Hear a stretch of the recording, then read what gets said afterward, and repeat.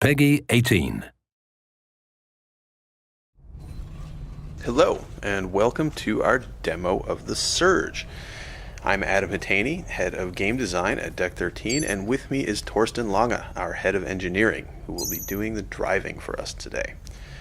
Now, The Surge is a hardcore action RPG with a focus on tactical melee combat, scheduled for release in May of this year on PS4 and PS4 Pro. You may remember from a previous video that The Surge is set in a dystopian near-future version of Earth. The game takes place in the sprawling industrial complex of Creo, a company trying to reverse the globally catastrophic effects of runaway climate change after some sort of disaster has occurred in Creo's primary facilities. So at this point in the game, you know that the section of the Creo complex you've seen so far is just totally messed up. Most of the workers are dead. The ones who are left are crazed. They attack you on sight. So you're on a little bit of a rescue mission here. The company's leadership is trapped up in the executive levels. They're the ones in charge of all these systems. They might be able to give you some answers, maybe even reverse some of the problems here, but making our way there isn't necessarily going to be very easy. The area we're in now is an abandoned biochemical laboratory where Creo did a lot of the research to develop the compounds that they're now launching into the atmosphere.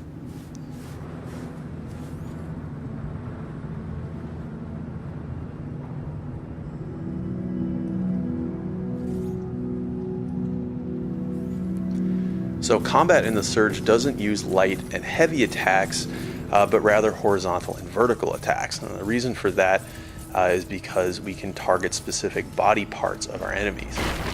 You can see Torsten here, he's targeting an unarmored body part. That's going to make him do more damage. He's more likely to stagger his opponent, but you can see when he hit an armored part with that last attack, it actually didn't stagger very much and walked through the back. When you build up enough combat energy, you can do what you just saw him do there. You can perform a finishing sequence which chops off the limb, letting you take their armor. You learn the schematics, which means you'll be able to go craft that very same armor for yourself back at an op station. You can also take their weapons, use them right away, but since they're not upgraded yet, they won't be necessarily as good, but you can still try them out right away and then decide whether you want to upgrade. And here we have some sort of security unit hunter tracker guy trying to apprehend us. That's not cool. I'm not going to let him do that. So something we really wanted to do with this demo was show off some of the narrative elements of the game. In The Surge, you'll be able to find and interact with a number of NPCs, some of whom you'll be able to help, others will be able to help you, but in either case, you'll be able to speak with them to find out more about what's going on here at Creo. Come on over. No need to be shy. I see you're a man of integrity and initiative, and I have a small request to make. Let's see what she has to say.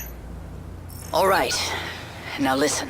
I'm sure you're smart enough to realize this area's under lockdown, quarantine, or whatever goddamn excuse they're using to get at me. I need to get out. We have to break this lockdown, and by we, I mean you. Care to tell me who you are? My name is Dr. Chavez. Melissa. Maybe you've heard of me. And no, I'm not lost. I work here. I think that's enough small talk. Now how about getting me out of here? Good plan. It'd be nice if there were more specifics. I'll put this as simply as possible. Enter the largest of the greenhouses. Look for the main console. It's connected to all the systems in this sector. I'm sure you can figure out the rest. Ask nicely and we have a deal. If I hadn't asked you nicely, you'd have known. Let me think about it. Don't take too long. There's a bigger picture that you're not seeing. Okay, so this Dr. Chavez, she needs us to end the lockdown in this area. But all the greenhouses are affected, so I guess we need to go back underground to find another way. We're going to try out another weapon. This is the weapon we cut off the first gentleman that we encountered upstairs, the ground level. Let's see how this guy performs.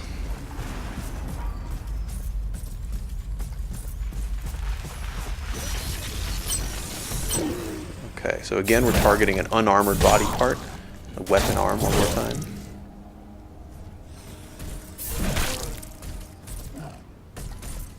So you can see this plays much more differently from the staff.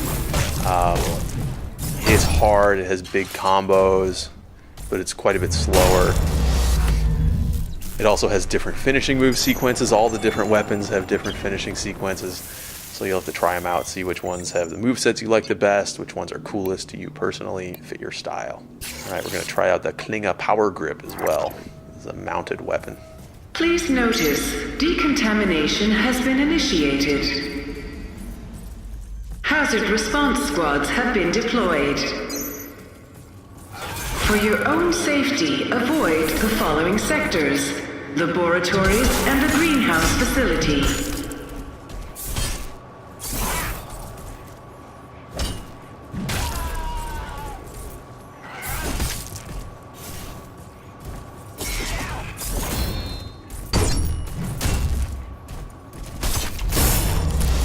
Okay, so this time we damaged an armored body part.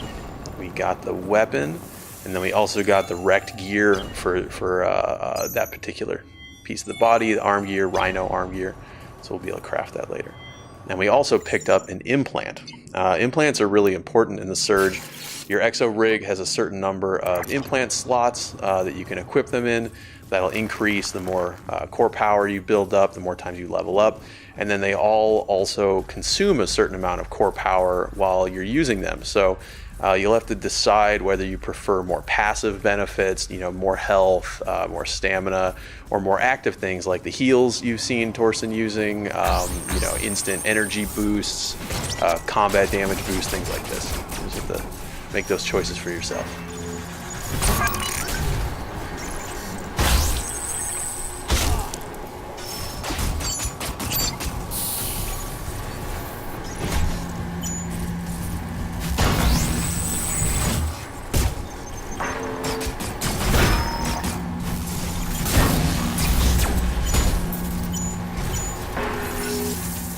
Okay, so Torsten just popped out a drone of his own to fight back against one of these drones shooting at him.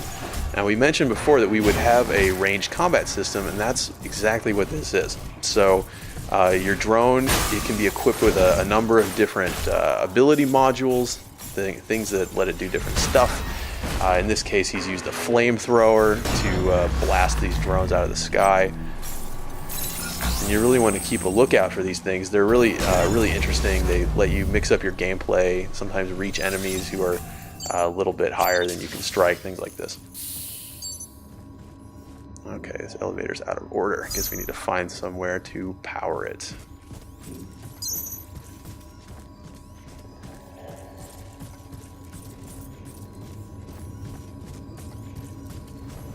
Like a security door.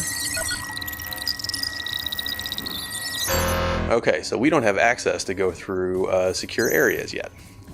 We have to get that later and then come back and see what's behind there. It's something that I mentioned in our last video, actually, about the Metroidvanian level design elements that we try to use as much as we can.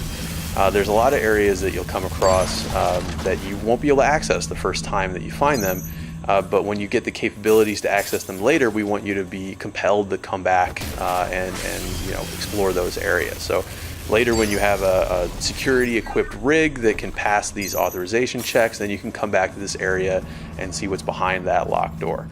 Similarly, with the chest you saw him try to use there, it has a core power level of 80 required to overcharge, which means that, you know, you're not enough to do it probably the first time you come through this level. But later, when you're higher level, you can come back and open that thing and maybe get something nice inside.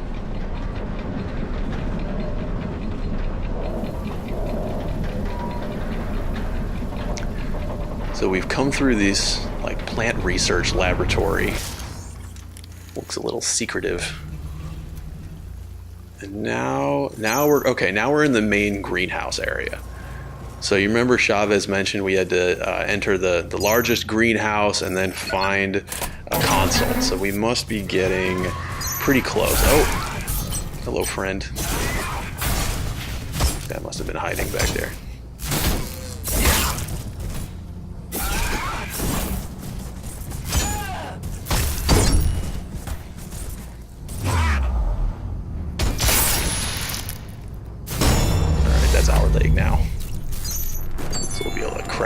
that scarab leg gear when we go back home. See Torsten cycling through some of these drone implants.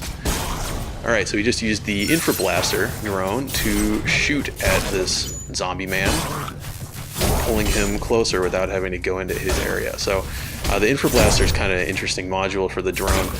It actually doesn't cost any energy to use in most cases, so you can always pull an enemy closer to you, but if you have energy, it'll use that energy to deal a good amount of damage. So you can always use it, but you get a bonus if it uses energy.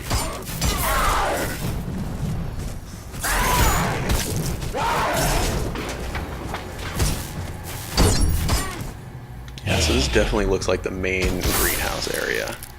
It has some sort of like growing room set up.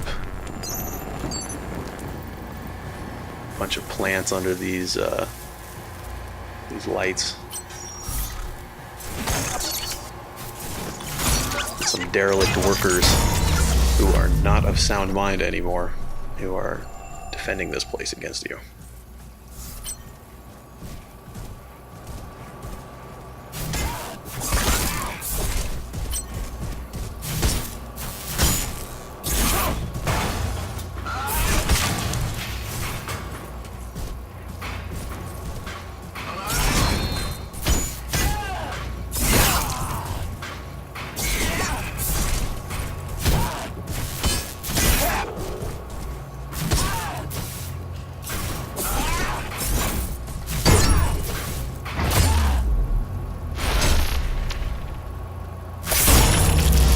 That's not very nice. Not a nice thing to do.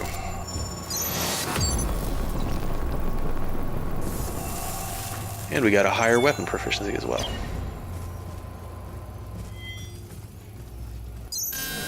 Okay, so we found the main console. Deactivated. Reinitiating systems. Looks like we've deactivated the lockdown. Access restrictions for this sector have been revoked. Please go back outside and we can swing around and see what else Chavez has to tell us.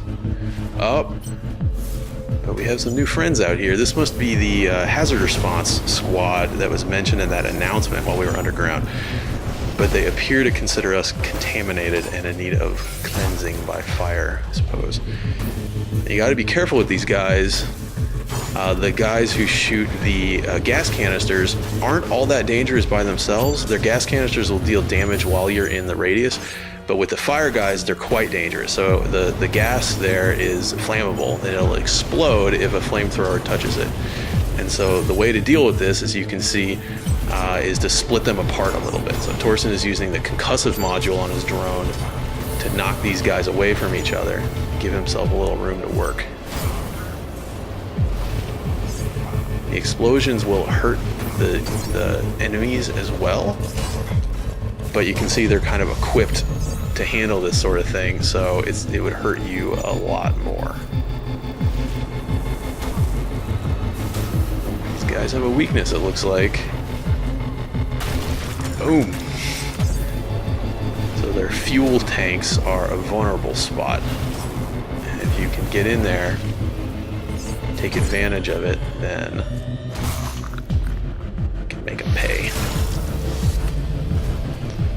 Okay. Threat dispatched. Well done. So, that's The Surge. It's a hardcore action RPG, like I said before, with a focus on tactical melee combat, releasing in May on PS4, PS4 Pro. Thanks again for watching.